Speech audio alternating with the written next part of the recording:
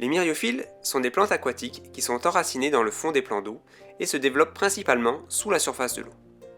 Ils peuvent aussi présenter des tiges dressées au-dessus de la surface de l'eau. Si vous regardez attentivement les feuilles, vous verrez qu'elles sont composées d'une nervure principale et d'une série de petits segments qui s'y rattachent.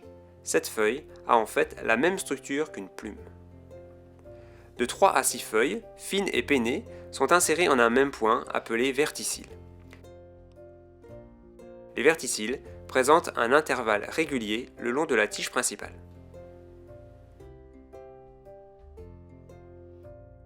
Il existe des myriophiles indigènes et des myriophiles exotiques envahissants. Les 3 espèces dont nous allons parler maintenant sont des espèces exotiques envahissantes dont nous souhaiterions arrêter la dispersion. Le myriophile aquatique est facile à reconnaître dans la nature, car ses tiges forment de petites touffes de feuilles au-dessus de la surface de l'eau. Ces touffes de feuilles ont un reflet bleuté et un aspect quelque peu ciré. Le myriophile à tige rouge, ou red stem, est une variété horticole du myriophile aquatique. Il est d'apparence très similaire, mais possède une tige rougeâtre et est de taille beaucoup plus réduite.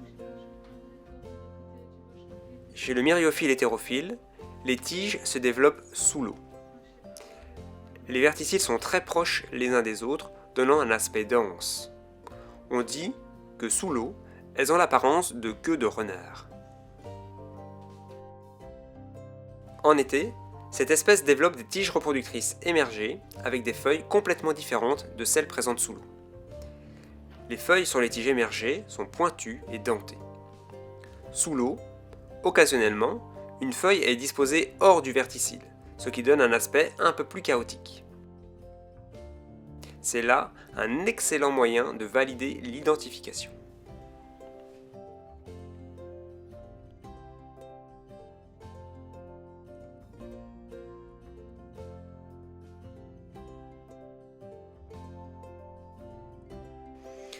Il existe aussi d'autres espèces de myriophiles qui sont, elles, toutes indigènes, comme le myriophile en épi et le myriophile verticillé.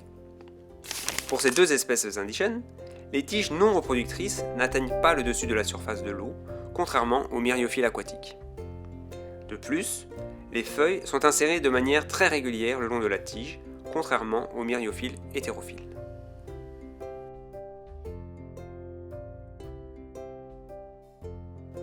En outre, chez le myriophile en épi, 4 feuilles composent le plus souvent les verticilles, et la tige est fréquemment rougeâtre.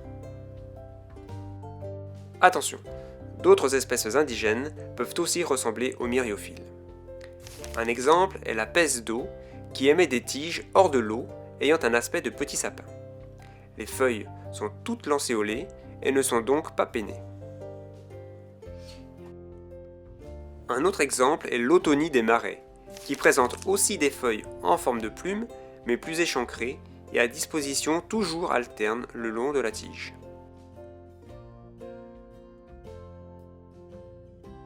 Les cératophiles ressemblent eux aussi aux myriophiles, mais ils ont des feuilles ramifiées, terminées en forme de fourche.